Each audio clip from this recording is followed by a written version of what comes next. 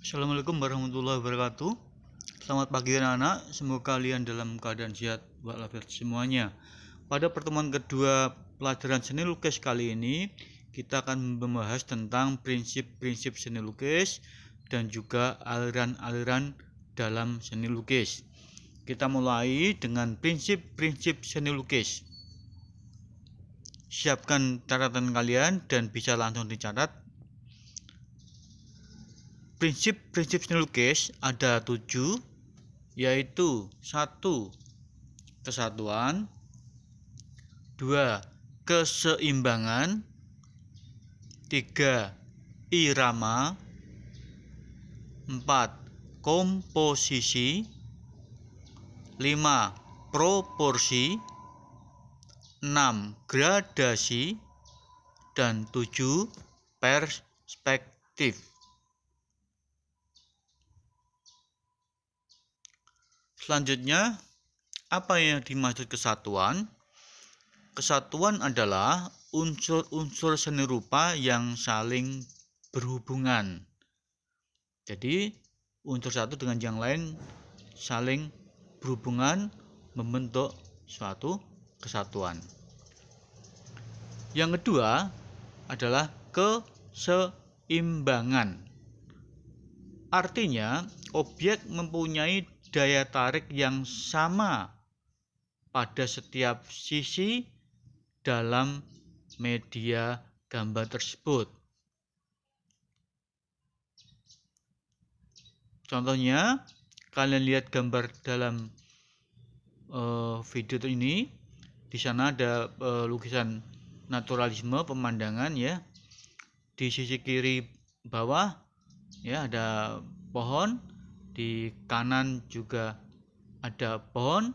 Nah, dari berbagai sisi itu mempunyai daya tarik yang sama. Itu yang disebut dengan keseimbangan. Kemudian yang ketiga adalah irama. Apa itu? Irama adalah pengulangan unsur seni rupa secara teratur dan berulang-ulang. Misalnya ada unsur lengkung, ya, garis yang melengkung pada pembuatan daun pada gambar lukisan ini. Nah, pada objek gambar pohon yang lain juga muncul lagi garis lengkung untuk membuat daun misalnya. Ya. Jadi irama adalah pengulangan unsur seni rupa secara teratur dan berulang-ulang. Yang keempat adalah komposisi. Komposisi adalah penyusunan atau penataan objek gambar dalam media seni rupa. Kalian lihat dua gambar dalam video ini ya. Sebelah kanan ada beberapa objek ya. Nah, objek-objek tersebut ditata, disusun sedemikian rupa sehingga lebih menarik ya. Jadi penyusunan penataan objek dalam gambar disebut dengan komposisi. Kemudian yang kelima adalah proporsi. Apa itu? Proporsi adalah perbandingan besar kecil, panjang pendek, dan lain-lain tentang bentuk objek. Sekarang kalian lihat gambar yang sebelah kiri. Ya, ada gelas dan ada botol. Di mana pada khususnya gambar objek botol, ya, karena ada ujungnya bagian atas lebih kecil daripada bentuk badannya. Ya, itu namanya belajar tentang proporsi. Perbandingan besar dan kecil. Kemudian berikutnya yang keenam adalah gradasi. Gradasi adalah susunan warna berdasarkan tingkat campuran warna. Nah, dilihat lagi gambar di atas ya. Walaupun itu merupakan hitam putih, ya, hitam putih juga merupakan warna. Kalian lihat pada gambar yang sebelah kanan ya, ada bagian yang gelap, ada bagian yang terang, ya. Jadi ini adalah ketika membuat campuran atau menggoreskan itu berbeda, ya, karena pengaruh ya efek sinar. Kemudian yang ketujuh, anak-anak, adalah tentang perspektif. Perspektif adalah visualisasi objek pada sebuah bidang datar sehingga gambar tampak seperti yang kita lihat. Ya. Kalian lihat gambar dua lukisan di atas tersebut, ya. Ada merupakan lukisan perspektif. Nah, dalam dunia lukis, perspektif ada dua, perspektif satu titik hilang dan perspektif dua titik hilang.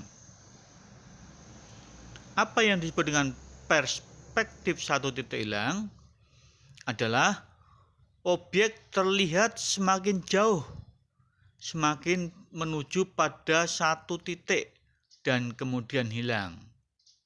Silakan kalian lihat lukisan tersebut, ya.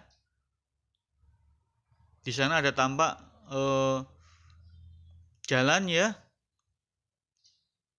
dari paling dekat dengan kita menuju semakin jauh, semakin hanya satu titik dan semakin hilang. Ini adalah perspektif satu titik hilang. Kemudian yang kedua adalah perspektif dua titik hilang. Artinya objek terlihat terpecah di sini, ya. Ada yang ke kiri, ada yang ke kanan. Jadi menuju dua titik. Masing-masing titik menuju semakin jauh dan semakin hilang. Ini namanya perspektif dua titik hilang. Baiklah anak-anak, sekarang kita akan belajar tentang aliran-aliran dalam seni lukis. Dalam seni lukis ada beberapa aliran. Di sini ada 8. 1. Naturalisme. 2. Realisme. 3. Romantisme. 4. Impresionisme. 5. Ekspresionisme. 6. Kubisme. 7. Surrealisme. Dan 8. Abstrakisme. Kita mulai dengan pengetahuan naturalisme. Naturalisme adalah aliran yang berusaha melukiskan sesuatu objek sesuai dengan alam, ya. Natur adalah alam. Kalian lihat di sana ada sebuah lukisan pemandangan, ya. Ini tentu ada aliran naturalisme, ya. Begitu indahnya, ada gunung, ada sawah dan lain-lain, ya. Ini adalah contoh aliran naturalisme. Berikutnya adalah aliran realisme. Aliran yang menyatakan suatu suasana yang nyata adanya. Ya, dalam kehidupan sehari kita bisa melihat suatu objek, misalnya yang terlihat dalam gambar ini adalah sebuah pasar, ya, dan di situ ada lapak kios burung, ya. Kalian bisa melihat kan dalam kenyataan, dalam lingkungan alam sekitar kita, khususnya dalam pasar, ya, ada penjual burung dalam suatu kios lapak. Nah, dilukis semacam ini hasilnya, jadi menyatakan suatu suasana yang nyata adanya, ya. Ini disebut dengan aliran realisme. Realisme artinya nyata, real, ya. Kemudian aliran berikutnya adalah romantisme, yaitu aliran lukis yang menggambarkan kenangan romantis dan keindahan, ya. Dalam lukisan ini, ya, dijelaskan tentang cerita dalam Romawi, ya. Ini Romawi kuno, ya. seorang kesatria yang sedang menaiki kereta kudanya. Berikutnya adalah tentang aliran impresionisme. Aliran impresionisme adalah aliran yang mengutamakan pencahayaan pada objeknya yang dilukis, ya, objek yang dilukis. Jadi mengutamakan pencahayaan dari sinar, ya, yang mengenai objek. Kalian lihat misalnya gambar seorang wanita yang berbaju putih, ya, di sebelah bawah kanan tidak terkena sinar sehingga warnanya lebih gelap dibanding baju yang sebelah kiri, yang sebelah kanan yang terkena sinar sehingga lebih putih. Ini adalah aliran impresionisme, jadi mengutamakan adanya efek pencahayaan. Yang kelima adalah aliran ekspresionisme, yaitu aliran yang mencurahkan isi batin jiwa secara bebas, ya. Ekspresi kan batin jiwa, ya. Dalam lukisan ini dicontohkan ada seorang ayah yang menggandeng seorang anak, gitu, ya. Begitu dalamnya isinya, mungkin sedang menolong, sudah kasih sayang dan sebagainya. Ya, ekspresi artinya mencurahkan isi batin, ya. Ini termasuk salah satu aliran yang ada dalam seni lukis kita. Berikutnya adalah yang keenam adalah aliran kubisme. Aliran kubisme yaitu aliran yang mengaplikasikan bentuk-bentuk geometris, ya. Kita tentu tahu geometris ada lingkaran, kotak, segitiga, butir sangkar dan lain-lain, ya. Ini diekspresikan dalam satu karya lukis yaitu aliran kubisme. Yang ketujuh adalah aliran surrealisme. Apa itu? Yaitu aliran yang menampilkan alam mimpi, ya, alam bawah sadar, ya. Setiap manusia mempunyai mimpi tentu saja. Nah, dalam lukisan ini tampak lukisan hewan gajah, ya, tetapi dalam objek kepalanya itu diganti dengan trompet, ya. Ini suatu ya mimpi gitu, ya. Kemudian yang terakhir adalah aliran abstrakisme.